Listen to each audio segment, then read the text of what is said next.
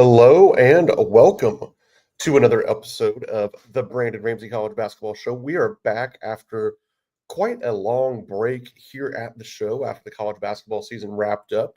Obviously, for a college basketball show, there isn't as much to talk about, and we just kind of took a break during a lot of the off season. But we are back and better than ever here at the Ramsey College Basketball Show. Excited to start diving into a bunch of preview content for the 2025-2026 season, and we will be doing that over the course of the next couple of months before we obviously hit the ground running in early November for this next college basketball season. Today's topic, obviously, as a Kentucky fan, as somebody who writes for Kentucky Sports Radio, I do shift my focus to Kentucky basketball quite a bit, and that is what we're going to talk about today. Just the preseason expectations, kind of how the offseason has gone, some of the behind the scenes notes and all that kind of stuff.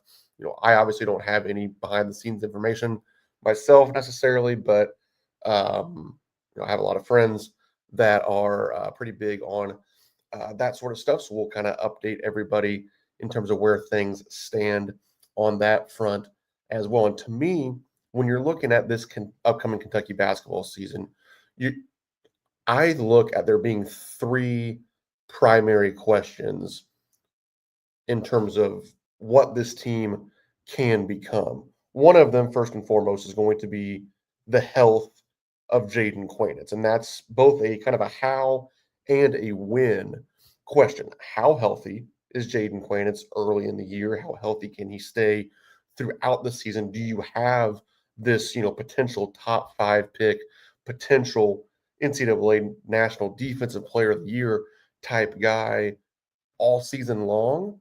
Or do you just have him for a handful of games? Because that is going to, obviously make a big difference for this Kentucky team. And then additionally, when is he healthy?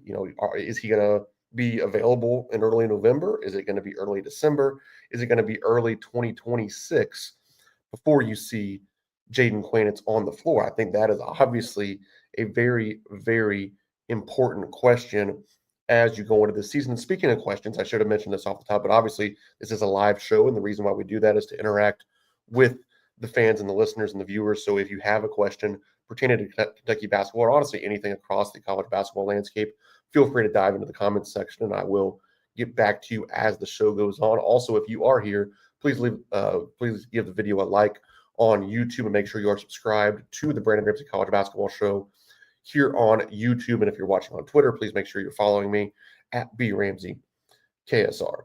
So again, Jaden Quaintance, probably the biggest question mark for Kentucky, both literally and figuratively, because like I said, I think he has legitimate NCAA National Defensive Player of the Year potential. I think he has a legitimate top 5, top 10 NBA draft pick potential. And how many games a guy like that plays is obviously a big piece of the equation going into this year. Now, personally, I'm not as worried about that as maybe some other people may be, for a couple of reasons.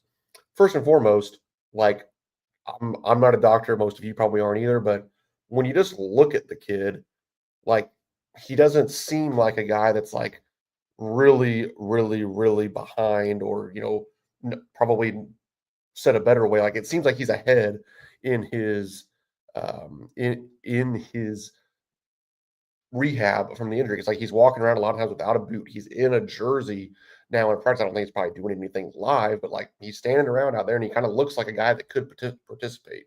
So that's a very uneducated opinion there, but like I do think that it matters to some extent.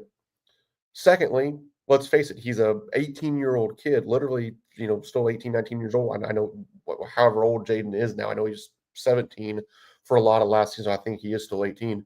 Like this guy, he's one of the elite athletes in the country. Like these guys have different rehabs than you or I would have. So I do think that it's fair to assume that he could be ahead of schedule here. So I am hopefully optimistic that he's going to be ready probably sooner rather than later. And then once he's back, like I do think that, obviously as Kentucky fans, we've been burned on kind of being a training ground for the NBA with the Shaden Sharp situation and some guys that maybe have not been as compelled to play as we would like them to be. The reason that I don't worry about that with Jaden Quaintance quite as much is I do think that this guy has a lot of reasons to play, probably more so than your average five-star future NBA draft pick type of guy, because I do think that because of the injury, I think that he needs to play and show some things this season to have the future that he expects and wants to have. Now, could he be a first round draft pick and essentially just kind of punt on this season? Possibly. Can he be a lottery pick and not play this year? I don't think that's going to be the case. So I think that, for this guy to be that lottery pick, be that top five type of pick, like he needs to get back on the floor, show that he's healthy, show that he can return to the athleticism that he had last season. And, this is a guy that made a major impact right away as a 17-year-old playing high major college basketball. He was already one of the best defenders in the country. He rebounded at a high level. He was able to show a lot of different flashes on the offensive end of the floor, and I think those will just continue to grow here within Coach Pope's offensive system. So I don't have a ton of worry about Jaden Quaintance, but obviously, anytime you have, arguably your most talented guy currently not participating in practices because of a knee injury, yeah, there's always going to be some alarm bells that come along with that, because I do think that Kentucky is going to rely on him being good to reach anywhere near the Cats' ceiling this season. And I'll dive into a couple of comments we have here. Obviously, Travis Shoemaker in the chat, always good to hear from you, Trav. Alex Fraley says, always appreciate your film breakdowns. Gives me a new perspective when watching the games, and I find myself telling my family the things you say about the plays. Hey, that's very kind of you, Alex. Thanks for following along. As you well know, I love doing those breakdowns, so glad you enjoy them as well. Nobody says March Pope. We're looking forward to March, but let's we got to get there first. It's gonna be a fun year, I think. BBN says, love your work, bro. What pre-SEC game do you think will be the best barometer of how good Kentucky is or isn't? I'm thinking St. John's, but honestly, I don't know a lot about their personnel.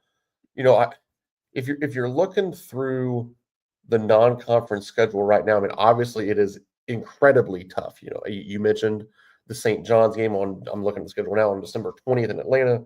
Right a week before that, you have IU coming to Lexington. We go down to Nashville to play Gonzaga on December 5th. On December 2nd, you welcome in the North Carolina Tar Heels to Lexington. You also play Michigan State at Madison Square Garden in the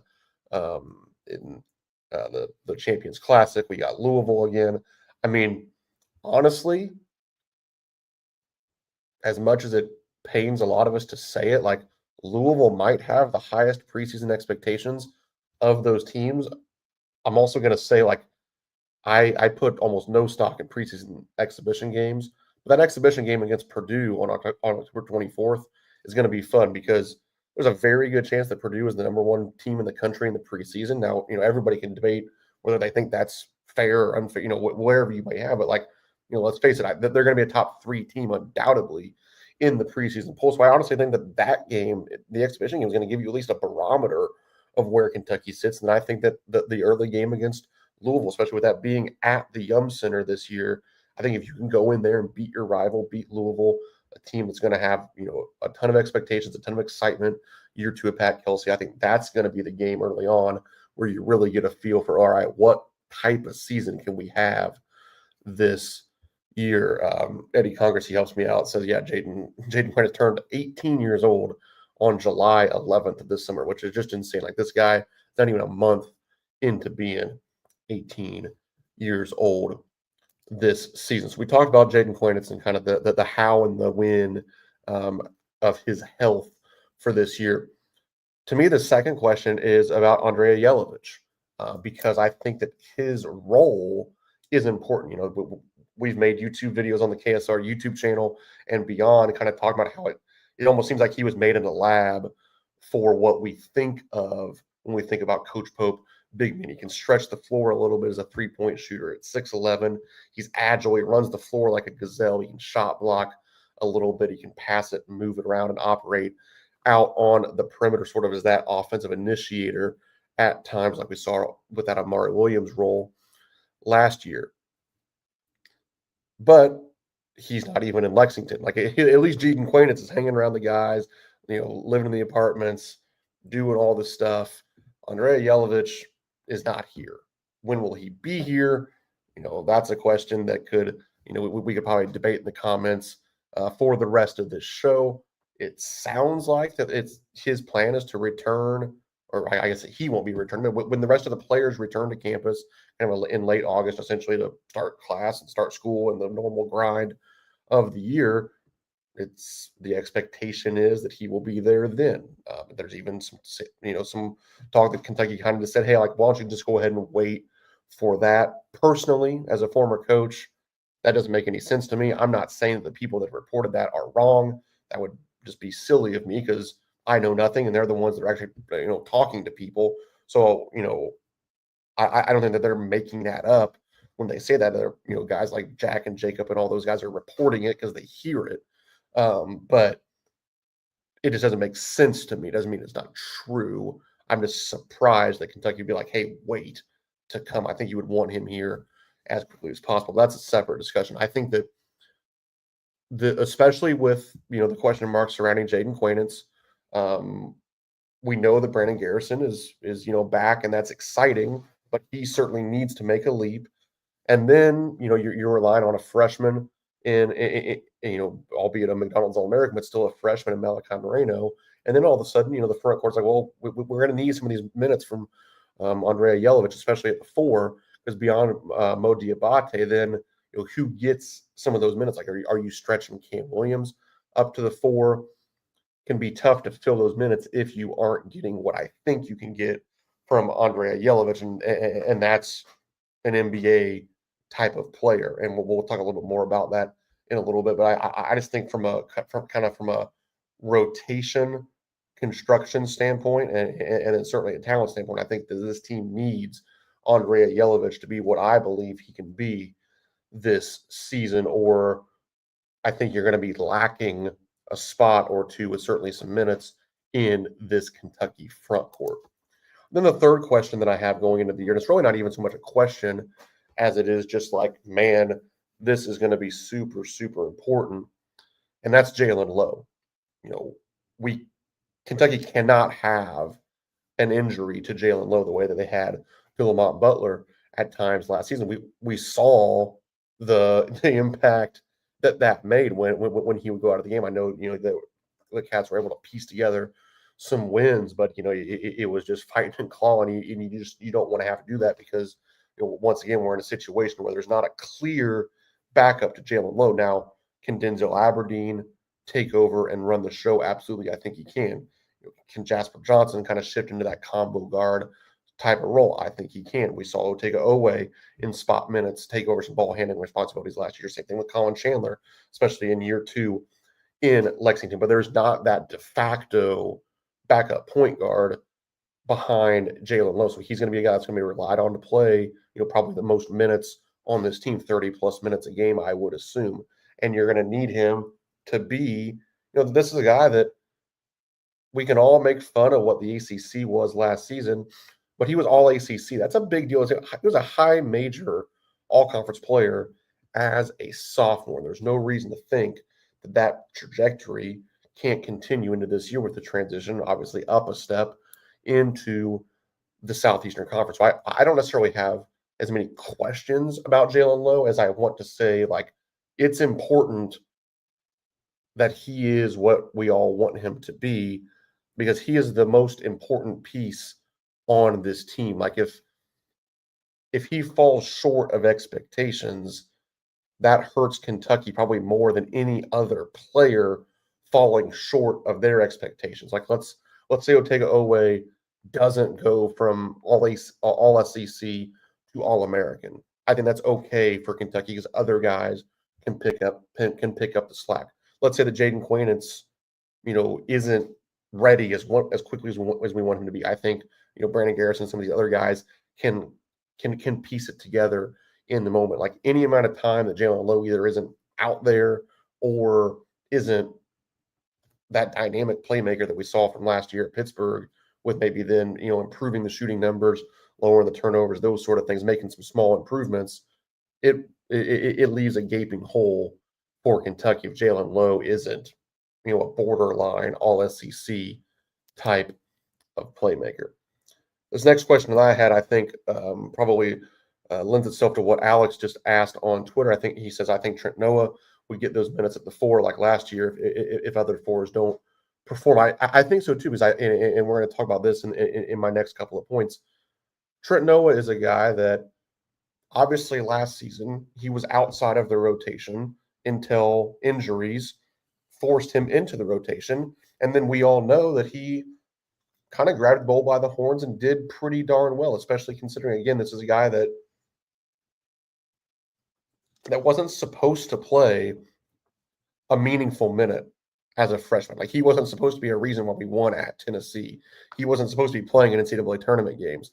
Early in the year, essentially, I looked at this not too long ago in a conversation I had with somebody, like, until early to mid-January, he had not played a meaningful minute. He was getting 4, 5, 6 minutes at the end of blowouts. Like, he didn't play against Duke, didn't play against, like, he wasn't playing in these big games, in big moments. He was only playing mop-up time.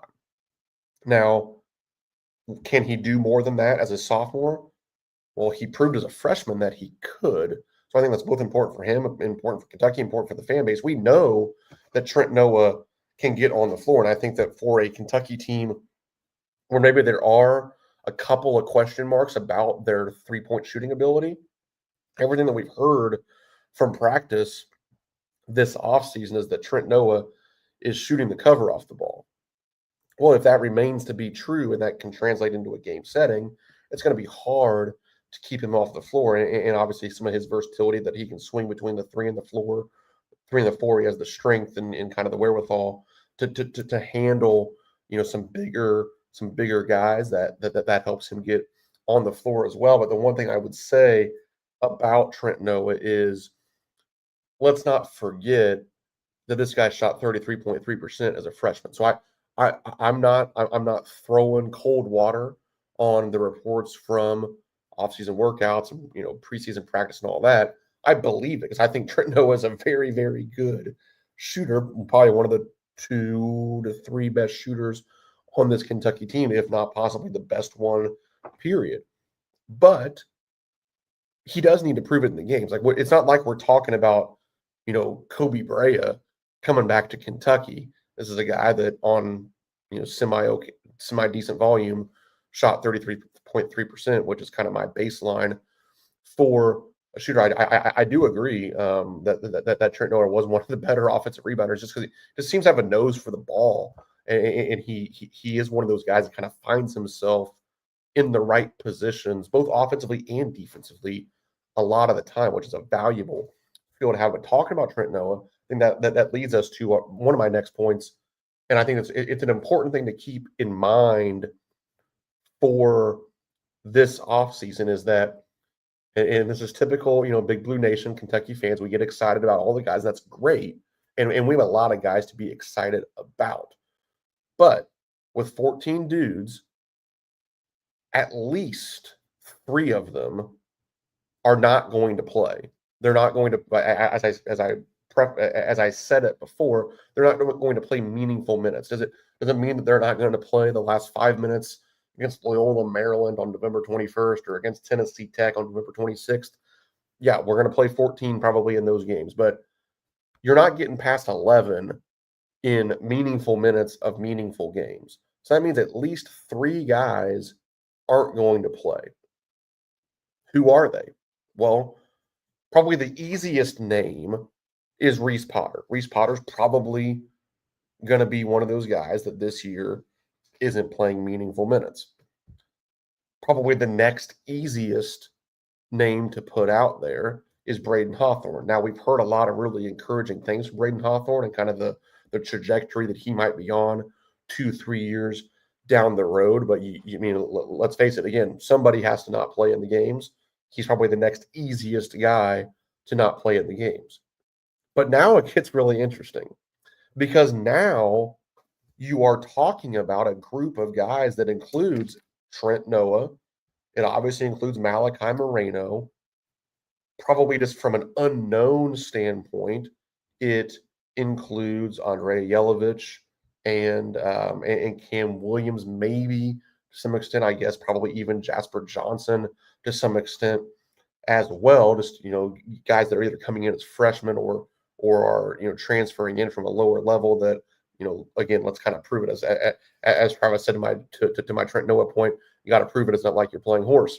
Again, yeah, like we all think that Cam Williams is going to make a smooth transition, but playing at Tulane and playing at Kentucky are different things, and sometimes it takes a little bit longer on that learning curve. So somebody that I just mentioned in that Trent Noah, Malachi Moreno, Cam Williams, Jasper Johnson, Andrea Yelovich, like one of those five guys isn't going to play meaningful minutes. And it can be really hard to sit here today and predict who that's going to be because, probably going into the offseason, I would have said that was going to be Malachi Moreno.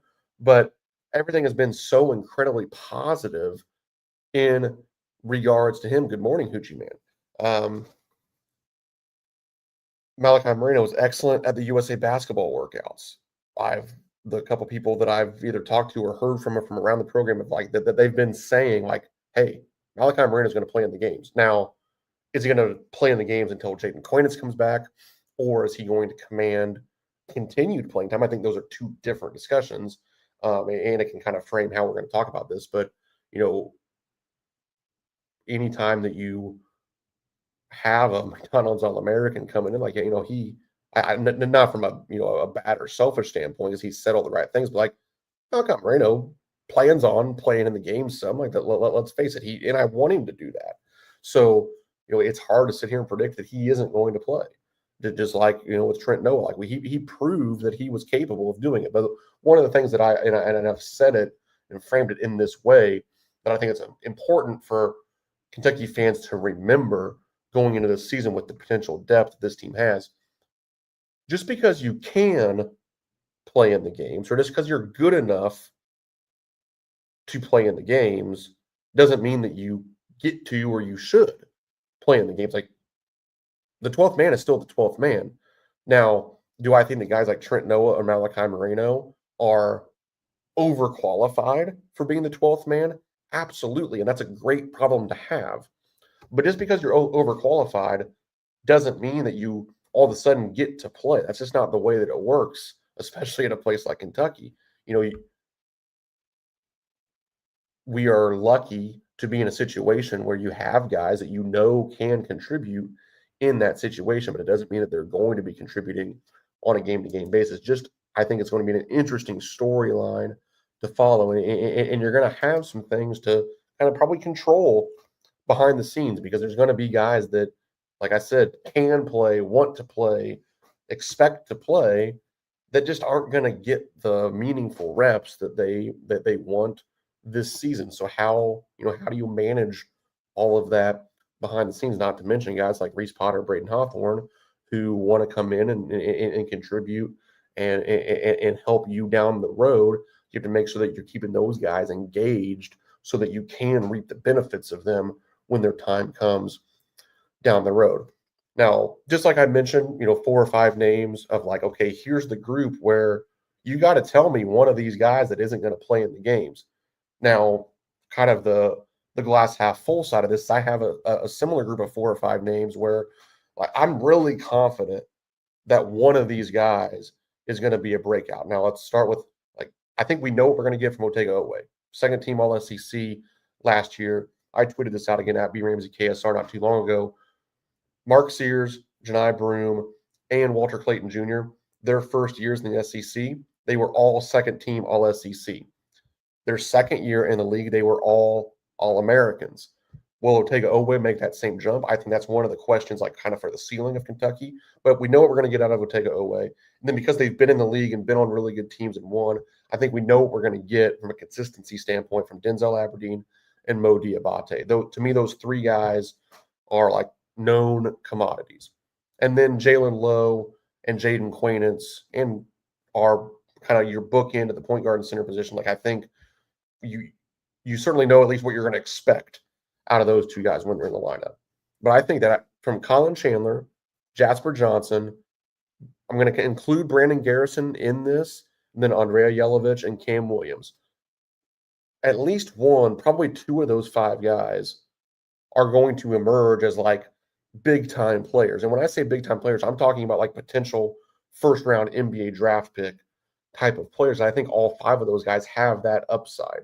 I think all five of those guys, there are, iterations of this story where in the 2026 NBA draft, we're hearing their names called in the first round. I think if one of those five hit in that way, then Kentucky's going to be really good. If two of the guys hit in that way, we're talking legitimate, national title contender in Lexington this season. But I think again, it's a good position to be in where it's like you're not relying on like, man, yeah, I'm optimistic about this team, but it's because I think Jasper Johnson is going to be the man, or it's because I think that Brandon Garrison is going to go from, averaging 5 and a 4 to averaging, 11 and 8 and 2 blocks, or it's because I think that you're going to get this sophomore breakout from Colin Chandler. No, it's not any one of those. It's like I said, it's one or two of these five guys kind of getting it right. You don't need you need all of them to contribute, but you don't need all of them to be stars. You literally need one or two of these guys to really push forward and become stars. And I think that's a pretty safe bet, honestly, that you can go, 20 or 40% from that group of making that leap. And I think it'd be interesting. And you can even put in the comments if you would like, out of Colin Chandler, Jasper Johnson, Brandon Garrison, Andrea Yelovich, Cam Williams, who do you think would be that breakout from that group? Personally, I because of what I think of Andrea Yelovich, I think you're going to get consistency from him. I think that you are going to get a Colin Chandler breakout, and then I think Cam Williams is going to be really, really good. I think he's going to be that 3-and-D guy that you want. I think he's going to probably make the most threes. If I had to bet today, I think that Cam Williams makes the most threes next season on Kentucky's team. So, like I said, I think that there's some big swings possible here. If, obviously, if something were to happen to Jaylen Low, it kind of derails the expectations of the season to some extent because you don't have much depth there. And then I do think that you need Andrea Yelovich to show up and be good. I think you need Jaden Quaintance to get healthy and stay healthy and be a part of the rotation in order to calm any depth concerns in the front court. So that's kind of where I'm at with this Kentucky team. To me, this is a top 10 team going in to next season. To me, this is a team that it is fair to have the Final Four as a goal. Now, the pragmatic brain of mine and the former coach in me, I'm never going to be the guy that says, quite frankly, I'm never going to say that a team should make the Final Four. A one-and-done tournament is too much of a crapshoot to really ever put that fairly on a team. I think that this team probably should be a second weekend team, and I think that they are in a grouping of, 5 to 12 preseason teams that have aspirations of a Final Four and a national championship, and it's not crazy for them to think it. But I'm not going to, pound the drum of Final Four or bust or anything like that. So I just don't think that's fair for any team in the country. Quite frankly, just due to the nature of what we all root for in March and what makes it so fun. But speaking of fun, I think it's going to be a lot of fun to follow this Kentucky team. It's certainly a lot of fun to be back here with the Brandon Ramsey College Basketball Show. I do plan on being live again on Wednesday for All Fired Up with Brandon Ramsey. It might be a little bit later in the afternoon. Normally I do that at 12:30. Might be a little bit later just due to some travel plans for this week. And then I'm not sure about Friday's show, but we're going to start getting some guests on here heading in to the season. We'll roll out all of our normal preseason conference previews and all that as we get a little bit closer to the season. But hopefully you enjoyed today's little off-season talk about Kentucky's 2025-2026 roster. It's something I'm really excited about. I know Big Blue Nation is excited about this upcoming season as well. If you aren't watching this live, feel free to still jump into the comments section or hit me up on Twitter at BRamseyKSR, and I'll get back to any of your comments about the show or any questions you may have, or if you want to chime in on something that we talked about, please feel free to do so. Even if you aren't here live with us, please make sure you are subscribed to the Brandon Ramsey College Basketball Show on YouTube, and then again on Twitter and TikTok. We'll have some clips from the show. You can follow me at BRamseyKSR. Thank you for the 275 or so of you that have watched here live today. Really enjoyed doing these shows, and we'll be back on Wednesday with All Fired Up. Thanks for listening.